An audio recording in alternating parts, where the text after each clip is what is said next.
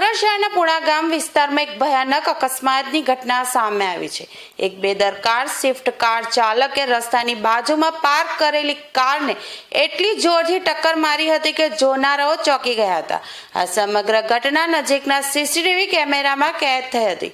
મળતી માહિતી મુજબ પુણા ગામના રહેવાસી અને વેસુની સીસી રવિશંકર વિદ્યા મંદિરના શિક્ષક શૈલેષ અમૃતલાલ સુરતીએ પુણા પોલીસ સ્ટેશનમાં ઘટના અંગે લેખિત ફરિયાદ નોંધાવી હતી। શૈલેષ મહાવીરનગર નજીક રસ્તા પર એક દુકાનમાં પાણીની બોટલ ખરીદવા માટે રોકાયો હતો। તેને પોતાની કાર રસ્તાની બાજુમાં પાર્ક કરી હતી અને પાણીની બોટલ ખરીદીને પરત ફરી રહ્યો હતો। તે જ સમયે એક સફેદ સ્વિફ્ટ કાર ઝડપથી આવી અને શૈલેષની કારના પાછળના ભાગ સાથે જોરદાર રીતે અથડાઈ હતી। અકસ્માત એટલો ગંભીર હતો કે જો ડ્રાઈવર શિક્ષક થોડો નજીક હોત તો મોટી જાનહાનિ થઈ શકી હોત।